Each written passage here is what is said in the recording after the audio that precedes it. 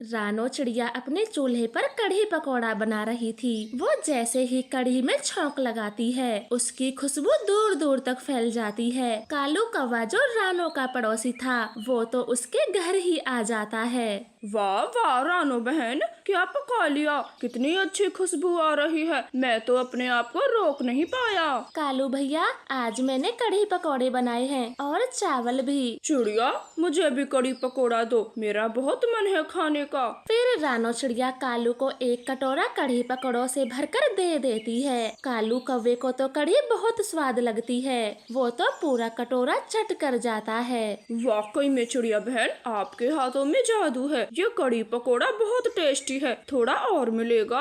हाँ कालू भैया, क्यों नहीं, लाओ मैं तुम्हें और देती हूँ। ऐसे चिड़िया कालू को 2 बार कढ़ी पकौड़ा देती। कालू कौवा तो पेट भर खाता है और अपनी पत्नी के लिए भी ले जाता है। कालू जी, ये कितने स्वादिष्ट कढ़ी पकोड़े हैं। हाँ हाँ, चिड़िया ने बनाए हैं, मैं तो पेट भर के खा के आया हूँ। गोरी भी खुद को रोक नहीं पाती, वो भी चिड़िया के घर चली जाती है। चिड़िया बहन, थोड़े से कढ़ी पकोड़े मुझे भी दे दो। कालू ने सब रास्ते में चट कर लिया, मुझे तो खाली कटोरी ही दी। क्यों नहीं गोरी बहन, आप भी खा लें। ऐसे चिड़िया गोरी को भी पेट भर कढ़ी पकौड़ा खिलाती और गोरी अपने घर चली जाती है। टुन्नू जी, आप भी खा ले, कालू गोरी को तो बहुत स्वाद लगे, कोई और आ गया तो सारे खत्म हो जाएंगे। फिर टुन्नू चिड़ा भी ढेर सारा कढ़ी पकौड़ा खाता है। अब तो जब भी चिड़िया के घर में कढ़ी पकौड़े बनते, कालू गोरी तो पहले से ही उसके घर बैठ जाते। चिड़िया भी बहुत अच्छी थी, वो उन्हें कभी मना नहीं करती। लेकिन इस बार चिड़िया को बिना कढ़ी बनाए पूरा 1 महीना बीत गया था।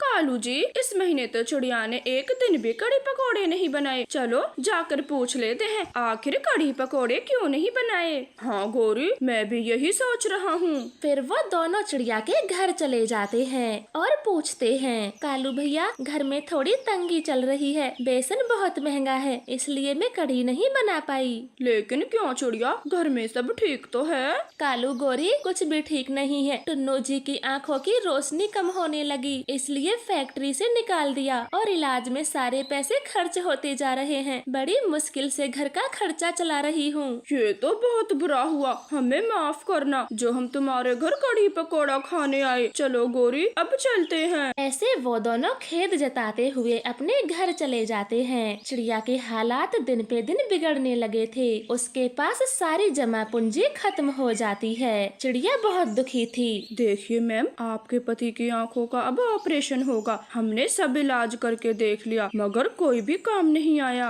रानो के पैरों से जमीन खिसक जाती है। वो चुपचाप अपने पति को लेकर घर आ जाती है। रानो बहन, हौसला रखें, सब ठीक हो जाएगा। लेकिन कैसे ठीक होगा, मुझे नहीं लगता। मेरे पास 1 रुपया नहीं है और ऑपरेशन में लाखों का खर्चा आएगा, मैं क्या करूं? चिड़िया बहन, रोए ना, कोई ना कोई रास्ता तो निकल ही जाएगा और टुन्नू एकदम ठीक हो जाएगा। वो मिट्ठू कबूतर ऐसे रानो को समझा रहे थे, तभी कालू कौवा अपनी पत्नी को लेकर उसके पास आता है। रानो बहन, मैं आपको ढूंढने घर गया था, आप यहाँ हो, आपको बहुत जरूरी बात बतानी है। बोले कालू भैया, क्या बात है? रानो, गोरी ने मुझे टन्नू के ऑपरेशन के बारे में बताया। वो दरअसल मैं कल दिल्ली गया था, जोरों की भूख लगी थी तो एक होटल में खाना खाने बैठा और वहाँ मुझे बिल्कुल आपके जैसे कढ़ी पकोड़े मिले और मैंने 100 रुपए के खाए। कालू, चिड़िया बेचारी बहुत दुखी है और तुम उसे ये बताने आए हो कि तुमने कढ़ी पकोड़े खाए? चुप कर जा मिट्टू। और देखो चिड़िया बहन, मैं ये कहना चाहता हूँ, तुम कढ़ी पकोड़ा बेचना शुरू करो, इससे तुम्हारी कमाई बहुत अच्छी होगी और फिर टन्नू का ऑपरेशन भी आसानी से करा पाओगी।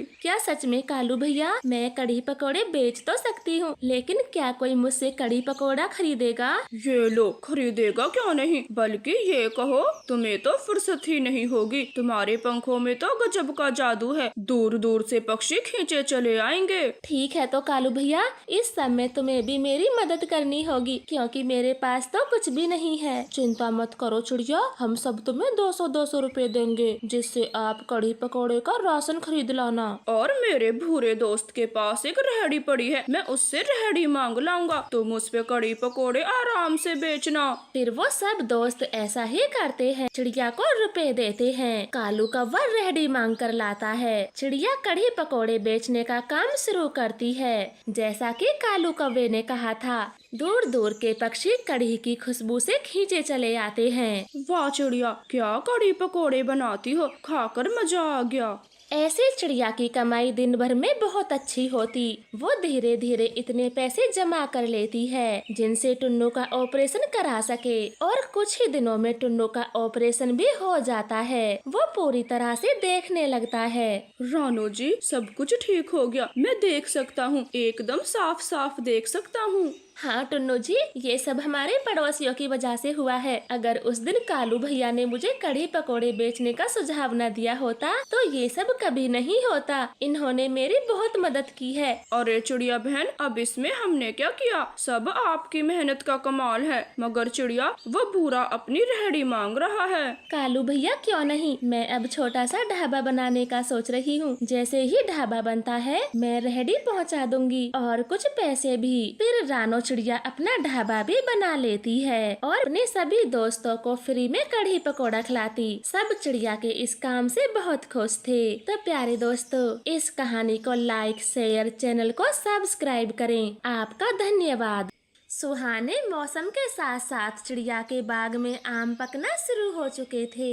अरे वाह, आम पकने का मौसम आ गया। मैं अपने आमों को बाजार में बेचूंगी और कमाए हुए पैसों से एक कूलर लूंगी। फिर रानो चिड़िया पके पके आमों से टोकरी भर लेती है और बाजार में बेचने चली जाती है। पास में ही कबूतर का एक मौसमी का बाग था।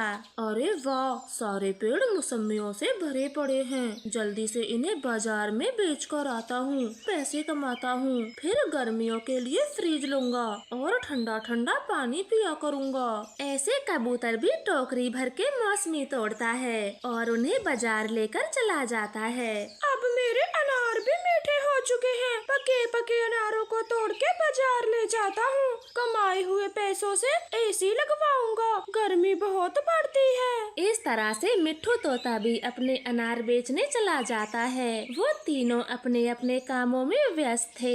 बस एक कौवे ही थे जो गर्मियों में यहाँ वहाँ आवारा फिर रहे थे। कालू यहाँ भी नहीं है, आखिर वो तीनों कहाँ चले गए, सुबह से नहीं दिखे। गोरी, चिड़िया तो अपने आम बेचने बाजार चली गई, कबूतर मिट्ठू भी बाजार ही गए होंगे। तीनों के पास बाग जो ठहरे, फिर तो वो तीनों पैसे भी कमाएंगे।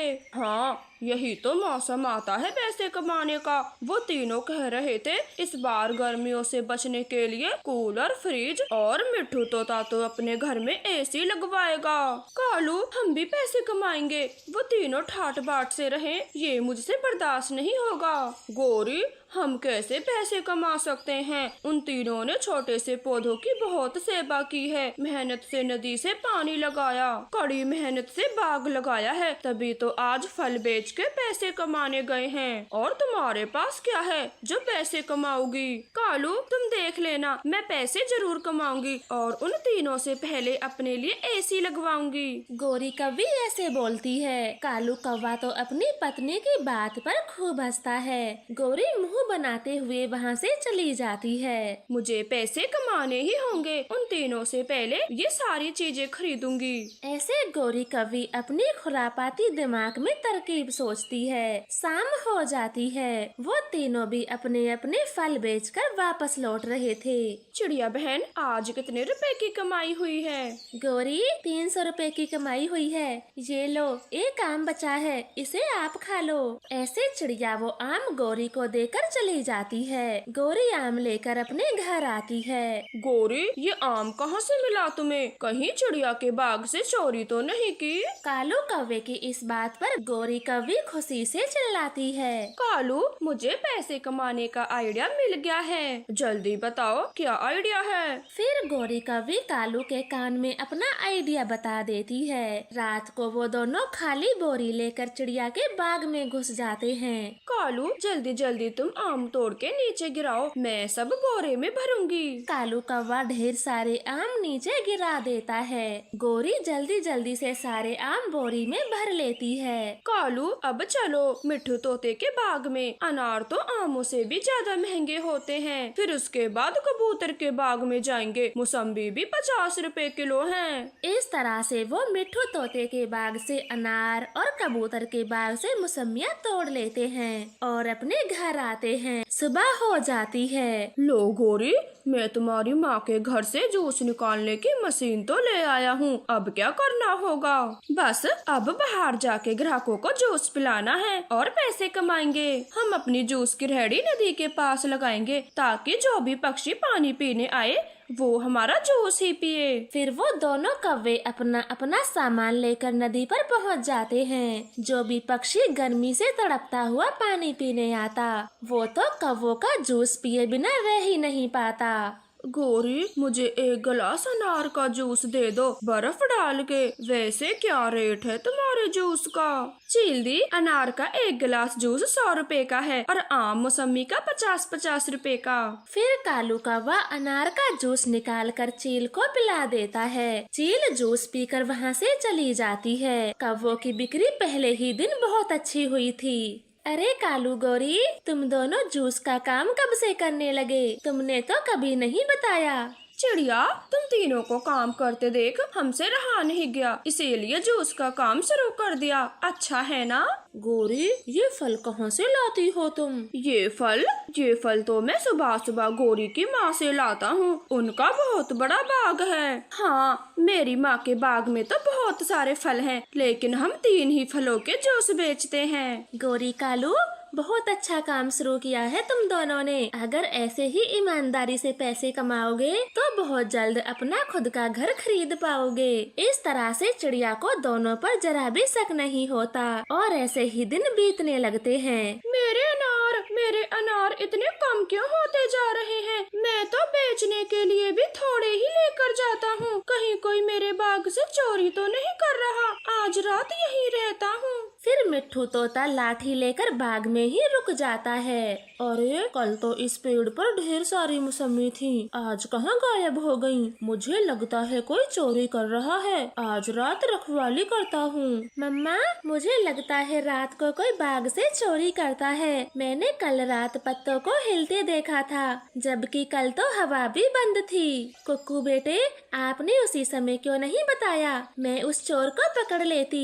मम्मा, मैं डर गया था और चुप से सो गया। मगर कोई बात नहीं, आज हम उस चोर को छोड़ेंगे नहीं। ऐसे चिड़िया भी अपनी लाठी लेकर बाग में छुप जाती है। रात होते ही कालू गौरी बाग में घुस आते हैं। चोर आ गए हमारे बाग में, मारो इन्हें। बेटा हमला करो, मारो इन्हें। फिर चिड़िया अपनी लाठी से कालू गौरी पर हमला करती है। कालू गौरी तो मार खाते खाते भाग जाते हैं। अंधेरा घना होने के कारण चिड़िया कौवों का मुँह भी नहीं देख पाती। कालू, अच्छा हुआ जो चिड़िया ने मुंह नहीं देखा।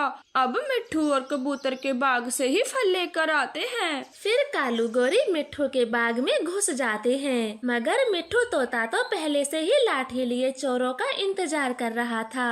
वो भी कौवों पर हमला करता है और उनकी खूब पिटाई करता है। जैसे तैसे मुँह छुपाकर वो वहाँ से भी भाग जाते हैं। चोर, अब के आए तो जान से मार दूंगा। फिर वो दोनों कबूतर के बाग में घुस जाते हैं। कबूतर भी दोनों को खूब मार लगाता है और दोनों को पेड़ से बांध लेता है। कबूतर भाई, हमारी रस्सी खोल दो, आगे से कभी चोरी नहीं करेंगे। नहीं खोलूंगा, अब तो रस्सी सुबह सबके सामने ही खुलेगी। तुम कभी ईमानदारी से कोई भी काम नहीं कर सकते। आज पता तो चले, ये चोर कभी नहीं सुधर सकते। ऐसे कबूतर रस्सी नहीं खोलता। वो दोनों रात भर पेड़ से बंधे रहते हैं और अपने किए पर बहुत पछताते हैं। रात का समय था, जंगल में घना अंधेरा छाया हुआ था उस रात के घने अंधेरे में एक अकेला पक्षी उड़ रहा था। अंधेरा घना हो गया है, मैं आगे नहीं जाऊंगा, किसी के घर में रुक जाता हूँ। वो रहा घर, उन्हीं से मदद मांगता हूँ। ऐसे वो पक्षी पास के ही दरवाजे को खटखटाता है। वो घर कौवों का था। कौन कौन इतनी रात को आया होगा? पूरी नींद बिगाड़ दी मेरी। चलो गोरी, दोनों दरवाजा खोलते हैं, कहीं कोई चोर हुआ तो। सही बोलते हो, अगर कोई बदमाश हुआ मैं ये डंडा भी ले लेती हूँ। फिर वो दोनों पति पत्नी दरवाजा खोलते हैं। कृपया मेरी मदद करो, मैं राहगीर पक्षी हूँ, आज की रात आपके घर में ठहर सकता हूँ? क्यों, तुम्हारा कोई घर नहीं? अपने घर में जाओ। मेरा जंगल दूर है और बीच में चीलों का अड्डा भी पड़ता है। अगर मैं इस समय जाऊंगा तो वो मुझे मार देंगे। मैं तुम जैसों को अच्छे से जानती हूँ। घर में घुसने के बाद फ्री का भोजन भी खाओगे। भागो भागो यहाँ से, हमारे घर में फालतू के पक्षियों के लिए कोई जगह नहीं। भागो यहाँ से। ऐसे बोल के गौरी कौवी घर का दरवाजा बंद कर लेती है। दूसरे चिड़िया का घर था। वो राहगीर पक्षी चिड़िया के घर पर दस्तक देता है। कृपया मेरी मदद करो, आज रात मुझे अपने घर में आसरा दे दो, मैं सुबह को चला जाऊंगा। भाई जी, आप मेरे घर में रात बिता सकते हो, आप अंदर आ जाएं। आपका बहुत बहुत शुक्रिया जो मुझे अपने घर में जगा दी। मैं सुबह होते ही निकल जाऊंगा, शहर से लौटने में देर हो गई। भाई जी, आपको भूख लगी होगी, ये दाना मेरे पास बचा है, आप ये खा लें। फिर वो अनजान पक्षी दाना खाकर सो जाता है। सुबह हो जाती है। वो अनजान पक्षी जाते जाते चिड़िया को अपने थैले से कुछ निकाल कर देता है। चिड़िया बहन, ये केले का बीज है, इसे अपने आंगन में बो देना, बहुत जल्द ही केले लग जाएंगे। ऐसे बोलकर वो पक्षी वहाँ से चला जाता है। चिड़िया उसी समय केले का बीज अपने आंगन में बो देती है। हाँ, बीज तो सही से बो दिया, अब मैं दाना लेने जाती हूँ। फिर चिड़िया भोजन की तलाश में चली जाती है। कालू कौवा अपने घर के बाहर आता है तो वो चौंक जाता है। वो चिल्लाते हुए अपनी पत्नी को बुलाता है। गोरी, ओ गोरी, जल्दी आओ, गजब हो गया, चिड़िया के आंगन में गजब हो गया। क्यों क्यों गला फाड़ रहे हो? ऐसा भी क्या देख लिया चिड़िया के आंगन में? वो देखो, चिड़िया के घर में कितना बड़ा केले का पेड़ लगा है। कालू, सही कहा, हम कोई सपना तो नहीं देख रहे। पेड़ केलों से लदा पड़ा है, मगर इतनी जल्दी कैसे? कल तो सूखा पत्ता तक नहीं था, अचानक ये केले का पेड़ कहाँ से आ गया? आओ गोरी, पेड़ के पास चलें। ये कोई सपना नहीं, जादू है जो चिड़िया के पास है। ऐसे चौंकते हुए दोनों कौवे पेड़ के पास चले जाते हैं। वो एक एक केला तोड़कर खा लेते हैं। ये केले तो बहुत मीठे हैं और स्वादिष्ट भी। कालू, मेरे हिसाब से तो चिड़िया अभी तक इस पेड़ के बारे में कुछ नहीं जानती। अगर जानती तो सुबह सुबह ही भोजन की खोज को न जाती। ठीक कहा, बिल्कुल ठीक कहा। गोरी, ये केले का पेड़ अब हमारा है, चिड़िया को एक भी केला नहीं देंगे।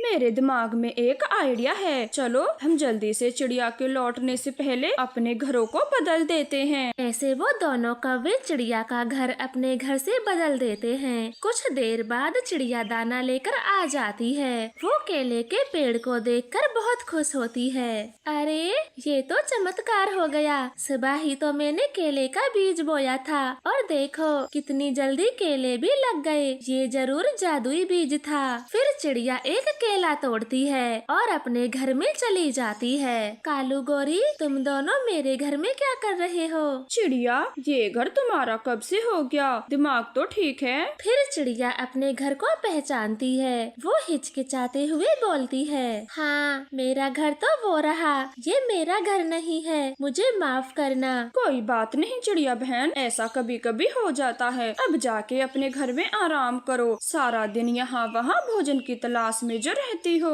रुको गोरी, माना कि मेरा घर उस पेड़ पर है, लेकिन मैंने सुबह ही अपने आंगन में केले का पेड़ लगाया था और वो पेड़ तो यही है। हाँ, तो अपने घर के आंगन में जाके देखो, केले का पेड़। ये आंगन तो हमारा है और ये केले का पेड़ भी। छोटी चिड़िया, अब यहाँ से जाती हो या मैं हल्ला गुल्ला कर दूं। जंगल के सब पक्षियों को पता है ये टूटा फूटा घर हमारा ही है और तुम इसे भी अपना बनाना चाहती हो। ये हो ही नहीं सकता, सब तुम्हारी चाल है मेरा केले का पेड़ हथियाने की। ऐसे रोती हुई चिड़िया अपने घर में चली जाती है। वो बार बार उस केले के पेड़ को देख रही थी मगर कौवों से लड़ाई भी नहीं कर सकती थी। उसको अच्छे से पता था वो बुरे कौवे उसे मार लगा देंगे। ऐसे ही कुछ दिन गुजर जाते हैं। फिर वो वही पक्षी चिड़िया के घर आता है। अरे आप तो वही हो जो मुझे केले का बीज देकर गए थे। हाँ मैं वही हूँ, मगर वो केले का पेड़ तो कहीं नहीं दिख रहा। वो कोई ऐसा वैसा बीज नहीं था, जादुई केले का बीज था। फिर चिड़िया उस पेड़ के बारे में सब कुछ उस पक्षी को बता देती है। ये कौवे तो बड़े चातर हैं, मुझे इनको अच्छा सबक सिखाना होगा। हाँ भाई जी, ये कौवे बहुत बुरे हैं। जंगल के किसी भी पक्षी को एक केला तक नहीं खाने देते। आप इनको सबक दें। चिड़िया बहन, इस बार आप ये बीज अपने आंगन में बो दो, उन कौवों को अपने आप ही सजा मिल जाएगी। फिर दोबारा से बीज देकर वो पक्षी वहाँ से चला जाता है। चिड़िया बीज को बो देती है। कुछ घंटों बाद वहाँ पर अनार, चीकू और आम के पेड़ लग जाते हैं। कालू, वो देख, चिड़िया के आंगन में 3 तरह के पेड़ लगे हैं, चीकू, आम, अनार, और हमारे पास बस एक ही केले का पेड़ है। गोरी, अब तो घर भी नहीं बदल सकते क्योंकि सब पक्षियों को पता है हमारे पास केले का पेड़ है। कालू, इस बार हम घर नहीं बदलेंगे। मैं तो कहती हूँ चिड़िया को ही मार देते हैं, उसके घर को आग लगा देंगे, वो घर के अंदर ही जल के मर जाएगी और फिर तीनों पेड़ हमारे होंगे। ऐसे वो बुरे कौवे तो चिड़िया को जान से मारने की योजना बनाते हैं। वो रात के अंधेरे में घर को आग लगाने चले जाते हैं मगर वो जादुई पेड़ चिड़िया की रक्षा करते हैं। जैसे ही वो दोनों चिंगारी जलाते हैं वो पेड़ तेज हवा से उनकी चिंगारी बुझा देता है। वो आग को बढ़ने नहीं देता।